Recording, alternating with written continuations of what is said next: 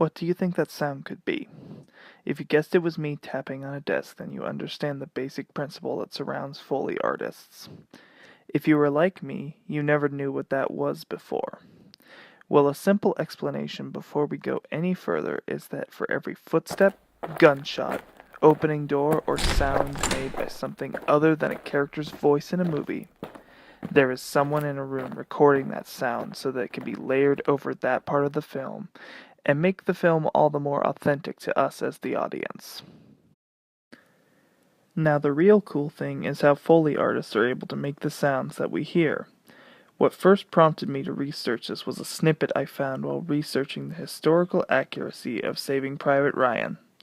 The article mentioned how the Foley artists took large cuts of meat and dressed it in the authentic army uniforms worn by the men who stormed the beaches on D-Day, and proceeded to fire the kinds of weapons the German soldiers were using at the meat soldiers to get the sound just right. This level of detail makes you wonder what lengths they go to for a lot of the sounds they record for films. Now, we all know how crazy film budgets can be nowadays. To make a historically accurate film, you have to include a lot of money to get uniforms, guns, tanks, all sorts of different things if you want to actually have the equipment that's being used. To get a modern-day soldier's uniform, it costs $17,500. That's for all the equipment, and that's just for one set of clothing for a soldier. If that is today's prices, imagine how much it must cost filmmakers to try and get a hold of antique uniforms so that they can authentically recreate what the look and feel of what being a soldier at that time was like. To buy a replica gun already costs $100 a piece almost, and that's just for, the basic ones. To start getting a hold of mounted machine guns that fire blanks so that you don't injure any of the cast members, cannons that will also shoot blanks, costs a fortune.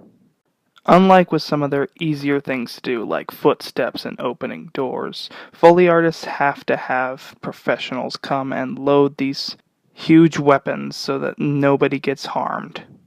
They then have to also have their recording equipment on hand right next to the barrel of the gun to make sure that they get a full sound.